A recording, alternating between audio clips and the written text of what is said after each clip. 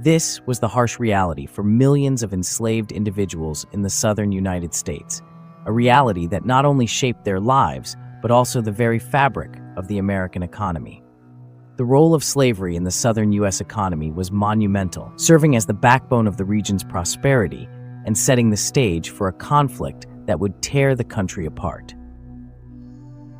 The Southern economy's reliance on slavery was not a matter of mere convenience, but a crucial component of its agricultural dominance. Cotton, tobacco, and sugarcane, crops that demanded intensive labor, were the lifeblood of the South and the engine of its economic growth. These crops were not just commodities, they were symbols of wealth and power, cultivated through the sweat and blood of enslaved Africans brought to the American shores in chains. The southern states produced as much as 75% of the world's supply of cotton, earning it the nickname King Cotton. This wasn't just an agricultural triumph, it was an economic strategy built on the backs of the enslaved. The profitability of these crops, particularly cotton, fueled a vicious cycle of demand for slave labor. As cotton became more profitable, due in part to the invention of the cotton gin by Eli Whitney in 1793, plantations expanded, and so did the demand for enslaved workers. This demand perpetuated the domestic slave trade, tearing families apart and subjecting millions to a life of bondage purely for economic gain. Consider the human cost of these economic decisions. Children separated from parents, spouses split apart, and individuals stripped of their humanity, all for the cultivation of a crop. The economic benefits of slavery were not limited to the agricultural sector. The wealth generated by slavery bolstered the entire Southern economy, financing infrastructure projects, banks, and international trade. The ports of Charleston, Savannah, and New Orleans thrived, bustling with activity as ships carried cotton, tobacco, and sugar to markets around the globe. These economic activities transformed southern cities into commercial hubs, directly tying the prosperity of urban centers to the exploitation of enslaved laborers. However, the economic advantages brought by slavery to the South had a dark underside. It created a stark class divide within the Southern society, concentrating wealth and power in the hands of a few plantation elites while leaving many white Southerners impoverished, unable to compete with the labor costs of slave-based agriculture. This inequality sowed seeds of discontent, creating societal rifts that persist to this day. The moral and economic contradictions of slavery eventually led to its undoing. The growing abolitionist movement in the North, fueled by the stark portrayals of slavery's brutality, such as those in Harriet Beecher Stowe's Uncle Tom's Cabin, brought the issue to the forefront of national consciousness.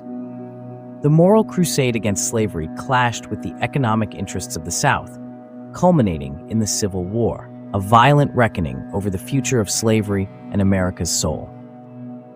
The legacy of slavery's role in the Southern economy is a testament to the enduring scars it has left on American society. The wealth amassed through centuries of exploitation helped build institutions and fortunes that persist today. Yet, the cost was immeasurable, a cost borne by those who lived in chains and those whose lives were shattered by the loss of loved ones to the slave trade. The deep socioeconomic divisions that slavery created between the North and South, the rich and the poor, blacks and whites, have rippled through generations. Slavery's role in the Southern U.S. economy is not just a chapter in a history book. It is a cautionary tale of how economic systems can justify the dehumanization of individuals for profit. It is a stark reminder of the human capacity for both cruelty and resilience, a challenge to confront the legacies of our past to build a more equitable future. As we reflect on this dark period of American history, let us not forget the lives that were forever altered by an economy that valued cotton more than human dignity. Their stories, their suffering, and their resistance must not be forgotten, for in them, we find the strength to fight against injustice wherever we see it today. White bridges to wealth and power. The strength of the powerless is the knowledge of the powerful. Since the beginning of time, Africa has been generally recognized as the richest continent on earth. It was blessed by both God and nature, with a riches of soil, natural resources, and human spirit. Biblical and secular records proclaim Africa as the birthplace of all mankind. As admonished, mankind was fruitful and multiplied, leaving Africa with additional historical and cultural riches. With so much riches and heritage, one must wonder why Africa remained the most poorly developed continent with poorly developed countries on earth, and why generations of blacks around the world are so totally impoverished and powerless. If blacks are to change their marginal conditions, they must know the secret to other racial and ethnic groups, wealth, and power. Blacks need to know what devices Europeans use to acquire and establish control of wealth, especially since a few centuries ago, Europe was an impoverished continent. Moreover, if blacks are to achieve self-empowerment, they must be able to see the parallel between Europe and the United States. They must not only, they must know not only the socio-economic development of Europe, but also what specific facilitators stifled the development of Africa. Modern day black impoverishment and powerlessness began neither in the urban ghettos nor in rural cotton fields of America, nor were they elements of West African culture. These racial conditions begin in the interior of West Africa and can be directly linked to the geopolitical practices of European whites and Arabs centuries ago. Historical records clearly evidence that European wealth was extracted from Africa and the Americas using black labor as the primary instrument. It would be difficult, if not impossible, to precisely pinpoint when European whites began to exploit Africa and blacks, because it appears to have started by chance, then escalated into an international practice founded on a racial ideology of broad sense of a white community. Religious, ethnic, and natural differences within the broad Christian family became subordinate to the collective economic exploitation of blacks during the Middle Ages. The economic exploitation of Africa and blacks began in the minds of Europeans and Arabs who placed good and profit above the value of human life. Their collective ground and mechanisms have left blacks a legacy of suffering and a black holocaust that is yet to end. The beginning of the great wealth displacement. If a marked displacement of Africa's wealth into European treasures is any indicator, then it can be speculated that the major extractive period began during the 14th and 15th centuries. During this time, the entire European continent was riddled with poverty, famine, feudalism, and disease. The entire continent was in an economic depression, especially Western Europe. Europe's economy was also weakened by the steady loss of precious metals in Asian nations who would accept only gold payment for trade purchases. While Europe was enduring stagnating socioeconomic depressions, West Africa was known for its flourishing empires, major regional trading centers, and for producing some of the world's finest artifacts. Nations throughout the Mediterranean area were drawn to the West African trading centers by rumors of massive wealth. The large empires Ghana, Mali, and Sangha drew European, Moorish, and Arabian traders into West Africa's great trading cities such as Gao and Timbuktu. Arabian and Moorish traders routinely sought West African cash crops and natural resources, especially gold, silver, ivory, and salt. Arab traders' interest in West Africa was more than routine trade. Their aggressiveness reflected their interest in controlling and profiting from the wealth of West Africa. Though they controlled most African seaports, especially along the length of the Red Sea, Arabs felt threatened by inland black unity and empire building. The Arabs sought greater access to African wealth through intermarriage, concubinage, trade, and religious proselytizing missions, advocating one religious brotherhood. The Arabs fabricated a trading language, Swahili, to facilitate trade. I'm gonna say that again. Arabs facilitated a trading language.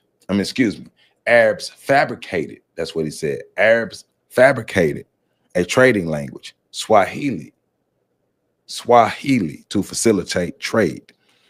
Often they exerted religious pressures and continuously fostered holy wars that weakened the great West African empires. Arabs labeled Black African pagans, then pressured them to disavow their own West African culture and practice of ancestral worship, and to accept instead Arabic culture based on Islamic religion. This cultural and religious conversion undermined Blacks' African heritage and broad sense of Black community. Moreover, the religious conversion to the Islamic faith gave Arabs nearly unrestricted access to West African societies and wealth.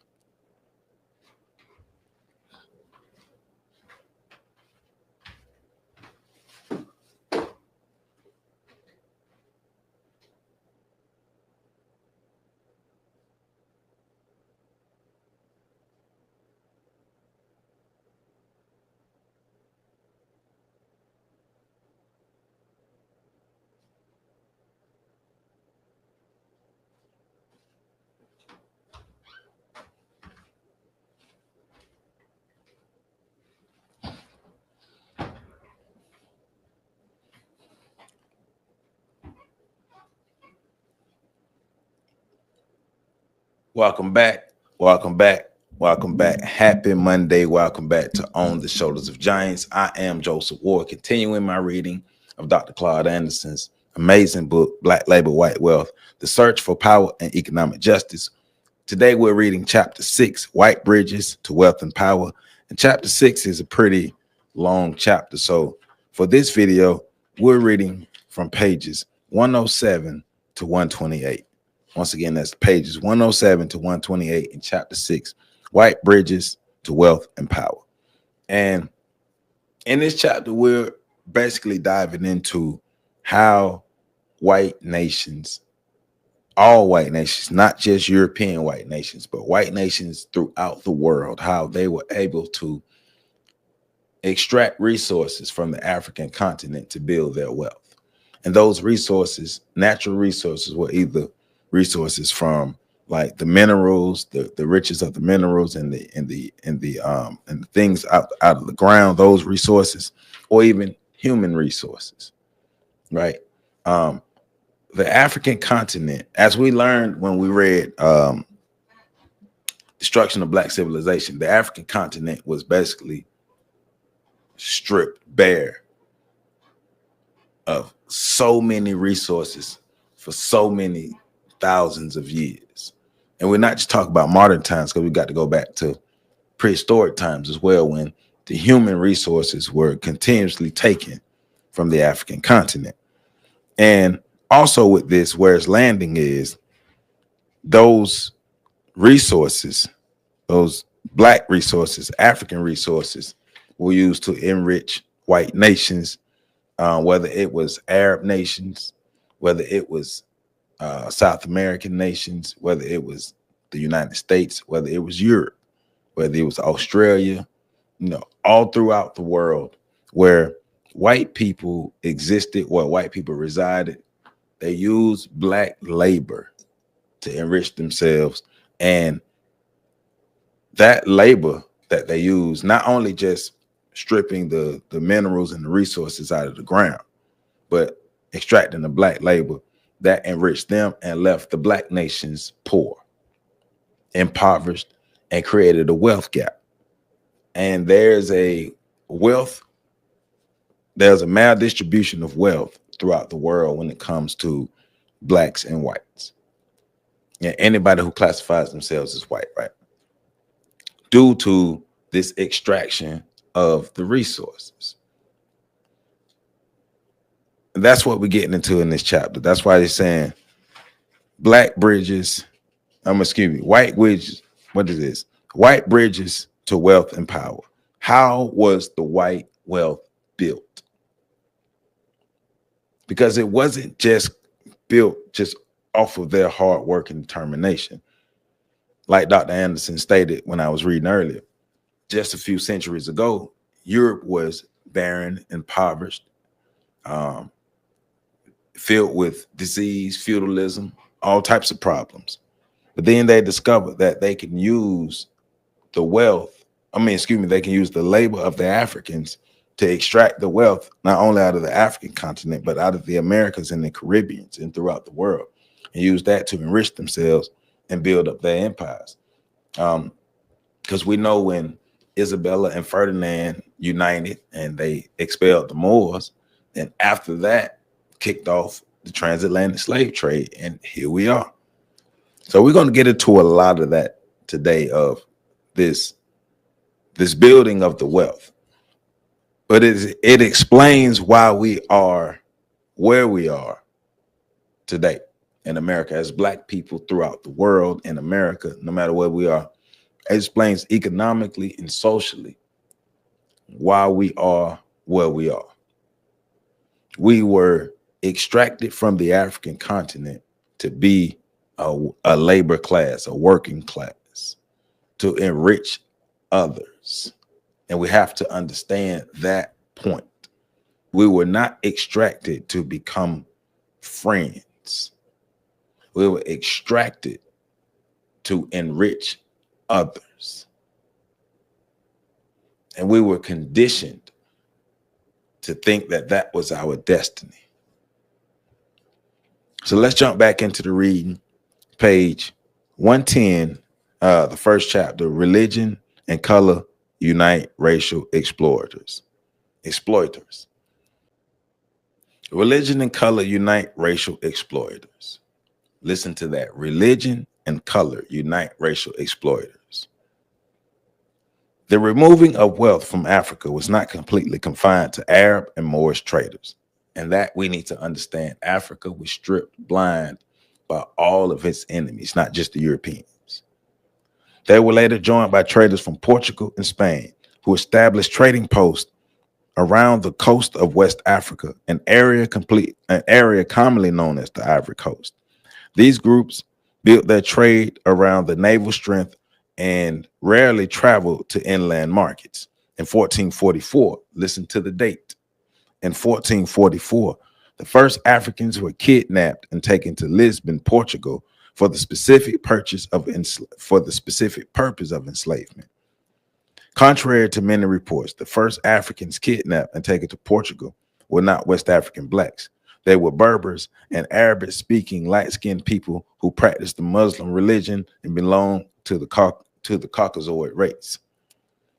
The Portuguese returned the Berbers to their desert homes after they had extensively questioned them about Black West Africa's alleged wealth.